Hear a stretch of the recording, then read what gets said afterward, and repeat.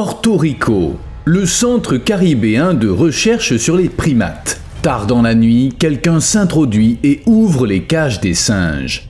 Quelques heures plus tard, le centre est vide. 30 singes ont disparu dans la mangrove. Au début, on aurait dit un simple vol d'animaux, mais tout est devenu clair. Ces singes avaient servi à des expériences portant sur des virus dangereux.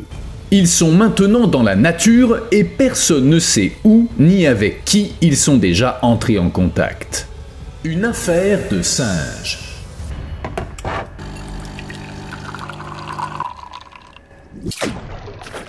Voici un rappel discret de faire un petit quelque chose sous la vidéo. Cette île semble paradisiaque, mais en vérité, elle est gérée par un système étrange que personne n'a conçu. Autrefois, différentes espèces de singes y ont été amenées, singes rhésus, patas et macaques japonais. Chaque espèce servait à un but précis. Certaines étaient testées pour leur résistance au virus, d'autres pour leur intelligence et leur mémoire. Il y avait des cages, de la nourriture et tout était surveillé. Mais une fois les portes ouvertes, plus le moindre contrôle.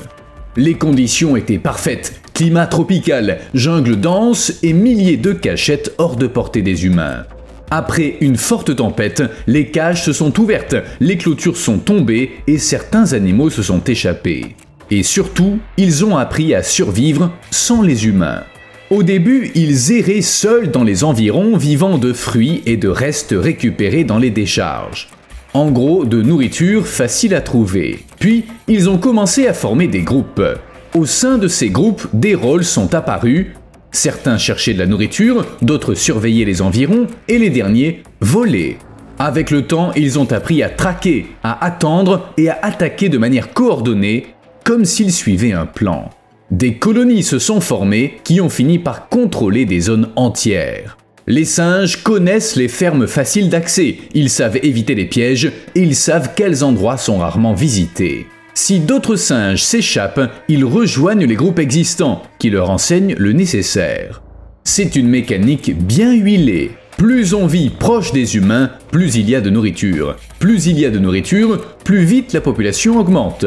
Plus la population est grande, plus dure est la compétition, ce qui signifie raid, prise de contrôle et défense.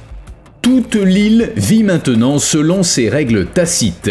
Les singes ne sont plus des fugitifs, ils font partie d'un écosystème complexe où chaque action a des conséquences. Et personne ne sait où se situe la ligne entre leur instinct et ce qui est dû à l'influence humaine. Porto Rico tente de rétablir l'équilibre, pièges, captures, stérilisation, abattage, mais les résultats sont presque nuls. C'est pas un simple combat contre des animaux, mais contre une espèce parfaitement adaptée à son environnement. Les singes rhésus et les patas ne viennent pas de là. Ils ont été amenés du Pakistan, d'Inde, du Népal et d'Afrique centrale. À l'origine, ça devait être temporaire, c'était pour les labos. Mais depuis les années 1930, ce projet temporaire est devenu permanent.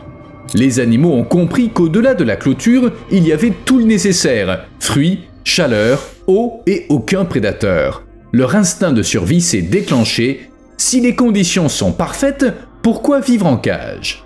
Chaque nouvelle génération a profité du succès de la précédente.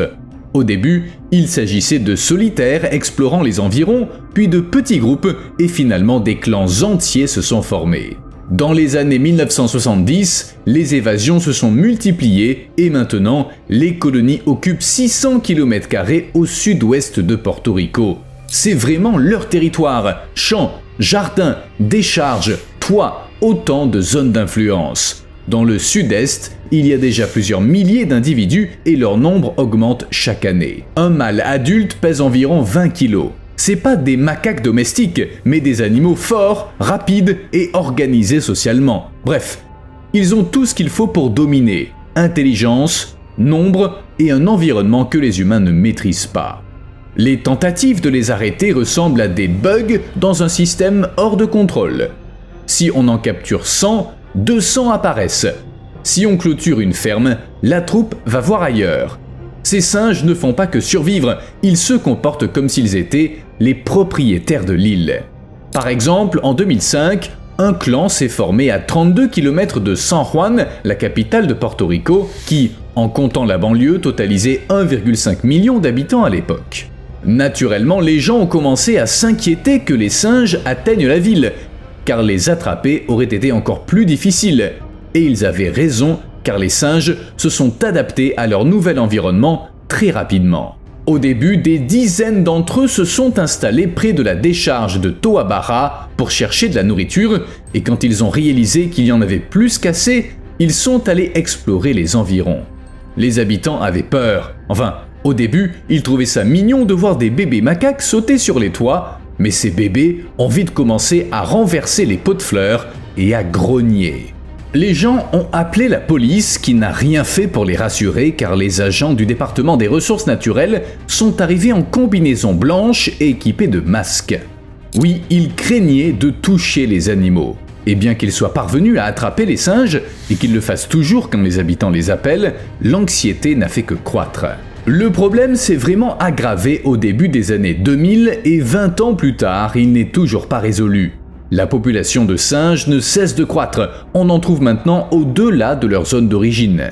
Autrefois, les groupes restaient dans le sud-ouest de Porto Rico, mais maintenant ils n'ont plus de frontières. Au cours des 13 dernières années, 5000 primates ont été capturés et ça n'a rien changé.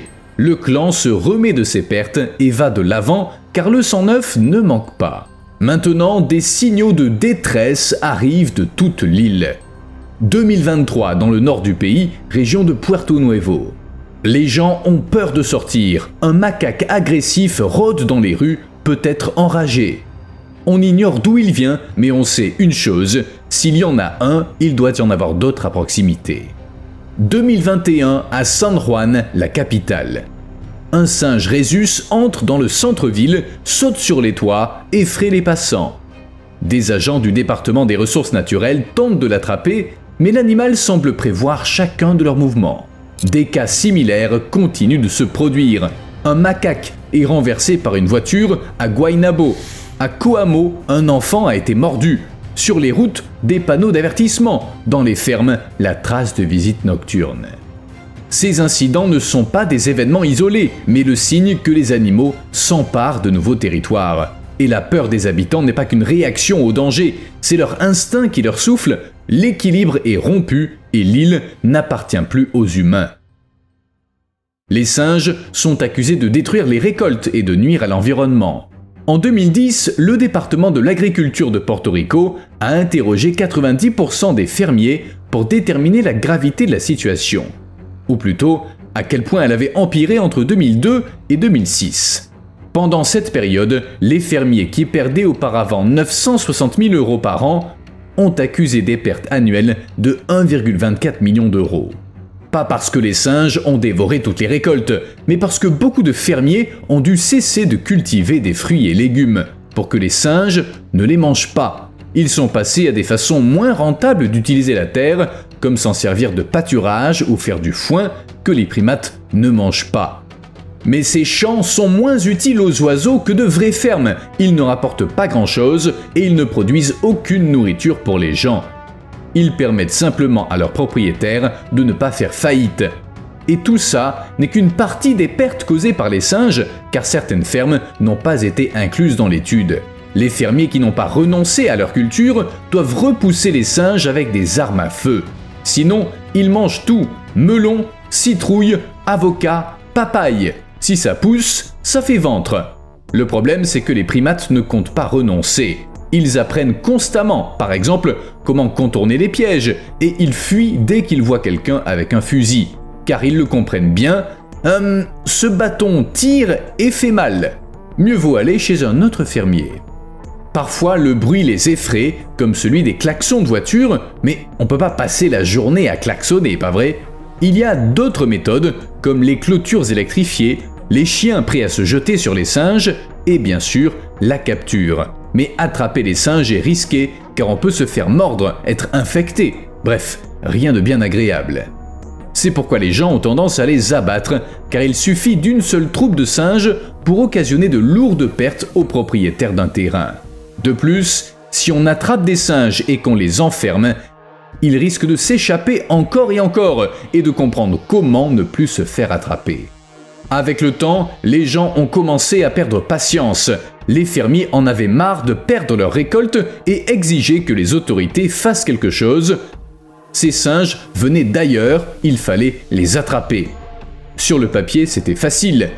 Des cages, des appâts, problème réglé. Mais le projet s'est heurté au mur de la réalité.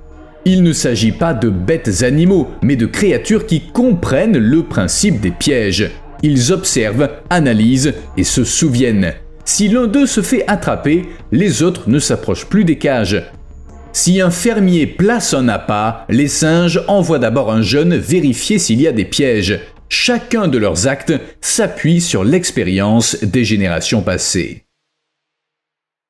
Quand une troupe traverse la route, c'est pas n'importe comment. Sur la PR 116, la route principale de Porto Rico, il est passionnant d'observer les singes. Un premier singe s'avance, il lève les mains, il étudie la route et il attend que les voitures s'arrêtent. Alors seulement, il fait signe aux autres. Un simple geste et des dizaines de singes foncent de l'autre côté. La traversée est organisée, maîtrisée, on peut presque parler de discipline. C'est le cœur du problème, on a voulu combattre des animaux guidés par leur instinct, mais ils sont doués de raison. À ce niveau d'intelligence, pas étonnant que les pièges ne fonctionnent pas. Et même si on attrape quelques singes à l'aide de mangues, ça ne marchera qu'une fois. Les autres se souviendront de ce qui s'est passé et ne tomberont plus dans le panneau. N'oublions pas que ces primates ne sont pas qu'une espèce non indigène embêtante qui mange des fruits et mord des enfants. Ils sont porteurs du virus B, qu'ils peuvent transmettre aux humains, et c'est un vrai problème à Porto Rico.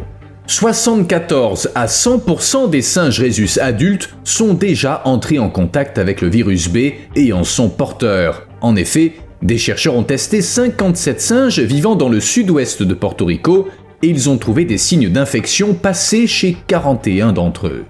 Seulement, c'est pas toujours visible. De même que l'herpès chez les humains, le virus B peut passer inaperçu ou ne causer que de légères lésions des muqueuses, ou une conjonctivite, une inflammation oculaire. Mais alors que les symptômes sont bénins chez les macaques, chez d'autres primates, comme les humains, c'est une maladie grave et souvent mortelle. Chez les humains, le virus B a un taux de mortalité de près de 80%. Et oui, ces macaques infectés se promènent dans les rues de Porto Rico.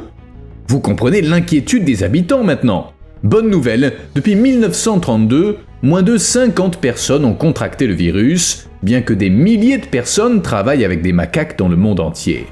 En d'autres termes, le virus est courant chez les singes, mais sa transmission est très rare. Elle fait généralement suite à des morsures ou des griffures. Mauvaise nouvelle, être infecté demeure possible. En février 2002, une voiture a renversé un macaque dans une zone urbaine près de San Juan. Lors de l'incident, 25 secouristes sont entrés en contact avec les fluides corporels du singe. Plus tard, on a découvert que le macaque possédait des anticorps du virus B, signe d'une infection passée. Ça a causé la panique et toutes les personnes impliquées ont été contrôlées et ont reçu un traitement préventif pour s'assurer qu'ils n'étaient pas infectés. Aucune des 25 personnes ne portait de gants en latex ou d'équipement de protection, même si elles étaient censées le faire. C'étaient pourtant des professionnels de santé, des spécialistes formés à ça. Mais les gens ordinaires ignorent souvent que les singes rhésus peuvent être mortels et ils interagissent avec eux sans crainte. Il y a aussi des fermiers qui attrapent des singes pour les vendre comme animaux exotiques. C'est un problème car le stress peut réactiver le virus dans l'organisme et être capturé est évidemment très stressant. Un singe porteur du virus actif peut ainsi finir en tant qu'animal de compagnie hors de Porto Rico et son nouveau propriétaire se retrouver à 2 pas de la mort. La situation, pour être honnête, est assez sombre. Si l'infection n'est pas traitée, la mort se produit en moins d'1 semaine. Si le traitement commence alors que la maladie bat déjà son plein, la guérison est possible, mais, comment dire, avec de graves séquelles cérébrales et nerveuses. Plus la population de macaques est grande, plus ils interagissent avec les gens, plus le risque de propagation est élevé. Or, une bonne partie de la population de Porto Rico, dont beaucoup de professionnels de santé, n'a aucune idée du degré de contagiosité de ces singes et de la dangerosité du virus. On peut s'estimer heureux qu'il n'y ait pas encore eu d'épidémie. Vous savez de quoi on n'a pas parlé? Des animaux locaux, lesquels, au fait, ont aussi souffert de la présence des singes, comme toutes les espèces indigènes, à vrai dire, quand des animaux étrangers sont introduits. Alors, que s'est-il passé? En 1966, pour étudier les processus d'adaptation, 57 singes rhésus ont été relâchés sur une île de 1,2 km². Les singes ont adoré l'île, la vie y était agréable, mais d'un autre côté, le nombre d'oiseaux nicheurs a chuté. Surprise, surprise! Les responsables ont secoué la tête, soupiré et décidé de retirer les singes de l'île. Spoiler, ils y sont arrivés, mais seulement en 2017. Il a fallu un demi-siècle, et tout ça sur un refuge national faunique. Les macaques ont eu l'effet attendu. Ils ne sont pas indigènes, il n'y a pas de prédateurs dans la zone, mais plein de nourriture comme des reptiles, des rongeurs et des oiseaux. Or, les singes rhésus adorent les œufs. Ils aiment aussi les poussins et on a vu des singes s'introduire dans des fermes pour voler des œufs de poule. Bref, ils mangent de tout. Ils ont fini par être un problème non seulement pour les humains, mais aussi pour la faune. Les chercheurs pensent qu'ils volent des œufs et des oisillons d'espèces rares comme le carouge et l'engoulevent de Porto Rico. Pourtant, si vous avez déjà vu des singes rhésus, eh bien, ils n'ont pas l'air de chasseurs. Mais c'est prouvé. Dans le cadre d'un projet de sauvegarde d'oiseaux, des spécialistes ont installé 200 nids artificiels. Plus tard, ils ont trouvé des empreintes de mains de macaques. Dans les nids, il ne restait ni œufs, ni poussins. Bref, les singes avaient tout pris. De telles choses ont été filmées dans d'autres pays. Macaques et singes écureuils s'attaquent bel et bien aux oiseaux. Pas parce qu'ils le doivent, mais parce qu'ils le peuvent. Il faut reconnaître une chose aux autorités portoricaines, elles essaient d'agir. Dès 2010, elles ont utilisé des cages et des mangues pour attraper les singes afin de les envoyer dans des sanctuaires ou des labos, ou, vous savez, de s'en débarrasser. Mais comme je l'ai dit, les pièges et les mangues ou tout autre fruit ne fonctionnent qu'une fois, après les singes comprennent le truc. À l'époque, en 2010, le gouvernement a alloué 380 000 € pour capturer ces animaux. Dans le cadre du programme, on prévoyait d'étudier les habitudes des macaques pour décider de la meilleure méthode, déterminer quelle nourriture ils préfèrent et à quelle heure ils vont boire. 2 ans plus tard, Porto Rico a décidé de se débarrasser de certains singes en les envoyant en Irak. Sérieusement, une dizaine de patas ont été chargés dans un avion et transportés au-dessus de l'Atlantique jusqu'au zoo de Bagdad. Ce qui, bien sûr, même sans être un expert, semble discutable. Ces singes se comptent par milliers, en expédier une dizaine ne va pas faire grande différence. Enfin, d'un autre côté, les autorités ont aussi abattu des singes non indigènes pour ralentir leur reproduction incessante. Ça a porté ses fruits et en 2021, les autorités ont annoncé avoir capturé 5300 primates. Ainsi, selon les autorités, il y avait moins de singes rhésus et de patas. Enfin, tout juste de quoi garder la situation sous contrôle. La méthode de capture était classique à l'aide de bananes. Le fruit était attaché à un déclencheur qui s'activait quand un singe tendait la main vers la friandise. Les bananes fonctionnent toujours, mais les macaques ne dédaignaient pas d'autres fruits. Mangue mûre, avocat, plantain et même bourgeons de banane. Au fait, une chose à savoir si vous devez attraper des macaques un jour. N'utilisez pas de bananes trop mûres, car la plupart du temps ils les ignorent. À Porto Rico, dans les fermes et dans la forêt où il y a beaucoup de pièges, on utilise des bananes vertes. Le temps qu'elles mûrissent et deviennent jaunes, le singe s'habitue au piège, il le renifle, s'assure que tout va bien, puis marche dedans. Alors, clac, il est pris. Pourquoi tu m'as trahi, mec? Pourquoi tu m'as tué? Vous vous dites peut-être, pourquoi tuer ces singes? On pourrait pas plutôt les déplacer? Eh bien non. Aucune structure, à l'exception du zoo de Bagdad, n'en voulait. Les autorités de Porto Rico ont appelé 99 lieux situés dans différents pays, dont États-Unis, Amérique du Sud et Europe, et tous leur ont dit qu'ils ne voulaient ni de singes rhésus, ni de patas. Ces espèces se reproduisent très bien en captivité, donc il n'y a aucun intérêt à en importer. Bref, l'abattage était la seule option. Mais, comme vous vous en souvenez, ces singes avaient été amenés à Porto Rico non pas pour le plaisir, mais pour la science. Le commerce des primates dans les Caraïbes a commencé il y a 3 siècles, mais au XXe siècle, il servait à des fins de recherche. À l'époque, les macaques étaient transportés du continent vers les îles et avec le temps, des communautés sauvages se sont formées sur certaines d'entre elles. De nos jours, on ne voit plus ça d'un bon œil et les singes sont soit capturés pour la science, soit éliminés. À l'état sauvage, il n'y a jamais eu de macaques aux États-Unis. Les conditions ne sont pas assez tropicales pour eux. Mais ces mêmes macaques, les singes rhésus, ont joué un rôle clé en médecine. Par exemple, grâce à eux, on dispose de vaccins contre la rage, la variole et la polio. Sans ces macaques, on n'aurait pas disparu, bien sûr, mais notre vie serait plus brève et plus rude.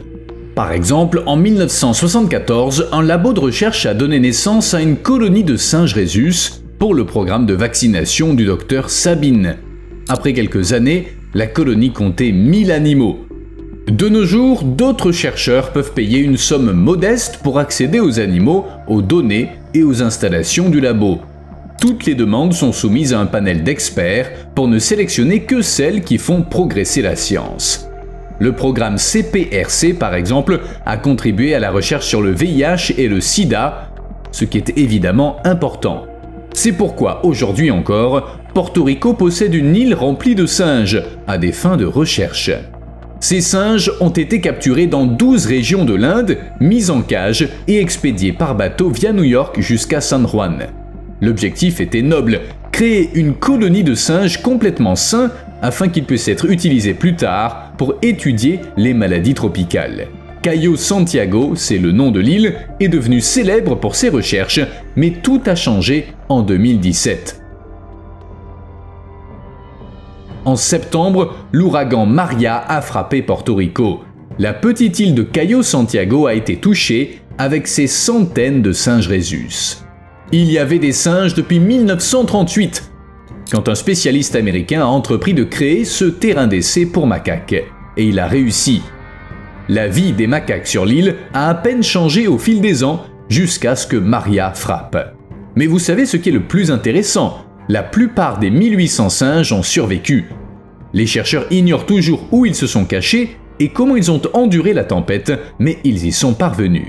Cependant, l'île a été dévastée. Les 2/3 de la végétation ont été anéantis. Les singes disposaient ainsi de moins d'ombre pour se cacher du soleil brûlant. Quand il fait constamment 40 degrés à l'ombre, il faut s'abriter, même quand on est un macaque. Bref, les chercheurs ont dit que les singes étaient désespérés. Quand ils trouvaient un arbre mort, ils faisaient la queue pour avoir un peu d'ombre. D'autres suivaient les gens, là encore, pour profiter de leur ombre. Mais les chercheurs ont remarqué autre chose. Les macaques ne se battaient pas pour l'ombre. Avant, ils étaient plutôt agressifs, mais la catastrophe semblait les avoir unis. C'était si intéressant que les chercheurs ont entamé une autre étude.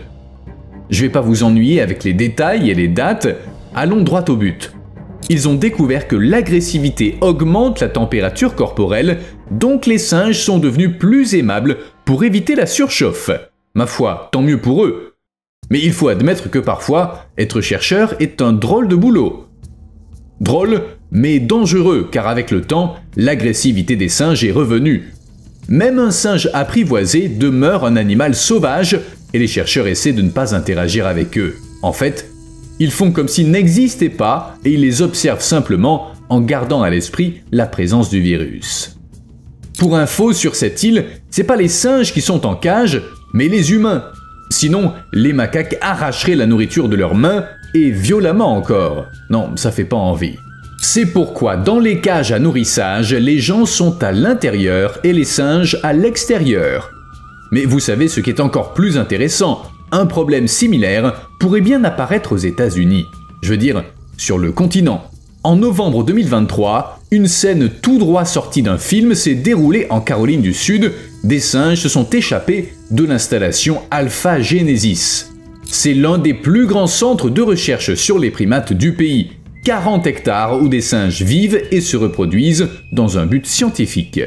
Oui, c'est du sérieux, mais la raison de l'évasion était ridiculement simple. Un gardien avait tout simplement mal fermé la porte. Les macaques, étant des animaux intelligents, ont immédiatement saisi leur chance. Ils se sont échappés et ils ont disparu. Personne n'a compris où ils étaient allés. On a dit aux habitants de ne pas paniquer, de verrouiller leurs portes et fenêtres et d'appeler la police s'ils repéraient des primates. Les autorités ont aussi demandé aux gens de ne pas les approcher. Les macaques sont des créatures nerveuses, sensibles et tout mouvement brusque aurait pu causer une panique des deux côtés. Or, l'un de ces côtés peut mordre. Quelques mois plus tard, en janvier, les services de police de Yemassy ont fait une annonce, les 43 fugitifs avaient été capturés.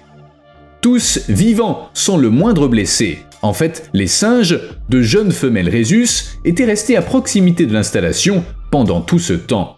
Entre nous, si Porto Rico avait agi aussi vite et efficacement, beaucoup de problèmes auraient pu être évités. Mais ça ne veut pas dire que les États-Unis sont en sécurité. Morgan Island est une île située dans les Sea Islands de Caroline du Sud, dans le comté de Beaufort. Mais les habitants la connaissent sous un autre nom, l'île aux singes, et pour une bonne raison. Une colonie de singes rhésus y vit en liberté. Pas de clôture, pas de cage, pas de touristes avec des appareils photo, uniquement des singes et du silence. Enfin, je doute qu'on puisse être tranquille là où vivent des macaques. Mais c'est pas le sujet. La colonie a été fondée en 1979. De nos jours, on y trouve 3500 animaux d'origine indienne, mais à l'origine, ils n'étaient pas censés finir en Caroline du Sud. La première génération vivait au Centre caribéen de recherche sur les primates de Porto Rico, dont j'ai déjà parlé. Mais ensuite, à l'été 1979, 1400 singes ont été déplacés vers Morgan Island. Ils devaient servir d'animaux de laboratoire pour un programme gouvernemental qui voulait établir sa propre colonie. Au même moment, l'Inde a interdit l'exportation de singes et les États-Unis ont dû trouver une solution. Morgan Island s'est avérée parfaite. Climat chaud, beaucoup d'arbres, pas de prédateurs. Depuis, la population de singes a plus que doublé et plus de 3000 animaux vivent maintenant là-bas. En théorie, l'île appartient au département des ressources naturelles de Caroline du Sud, mais la colonie est gérée par l'Institut national de recherche sur les allergies et les maladies infectieuses. Les visites n'y sont pas autorisées. Aucune. Jamais. Poser le pied sur le rivage est illégal. Ces singes font partie d'un programme scientifique et maintenir la colonie intacte est la priorité numéro 1. Ces macaques pourraient-ils s'échapper? Je veux dire, je ne doute pas qu'ils le veuillent, mais en seraient-ils capables? Eh bien, fin avril 2005, un singe de 10 ans pesant 9 kg a quitté Morgan Island à la nage et il a été trouvé en haut d'un arbre dans l'arrière-cour d'un habitant d'une île voisine. Le macaque se portait bien et ignorait sans doute la raison de cette agitation. Les chercheurs, bien sûr, ont voulu déterminer comment ça avait pu se produire. D'un côté, les singes rhésus sont bons nageurs. De l'autre, ils n'aiment pas nager sur de longues distances. De plus, les singes se sentaient bien sur l'île, sans prédateurs et avec de la nourriture à volonté. Pour qu'un macaque décide de partir, quelque chose de sérieux avait dû se passer. Finalement, le personnel de l'île en a conclu que c'était pour une raison sociale. Peut-être qu'il s'était battu avec un autre singe. Ou que c'était à cause d'un problème sentimental, qui sait. Quoi qu'il en soit, pour info, il faut 9 minutes pour atteindre l'île en bateau à moteur. Le macaque n'avait certainement pas de bateau à moteur, et il ne savait pas non plus utiliser de rame. Donc, ça a dû lui prendre pas mal de temps d'atteindre une autre île. Pourtant, il y est parvenu, et les chercheurs en ont été impressionnés. Ça ne les a pas inquiétés plus que ça, mais les habitants ont été alarmés. Ils devaient être au courant des évasions de singes rhésus à Porto Rico. Vous me devez un like. À plus.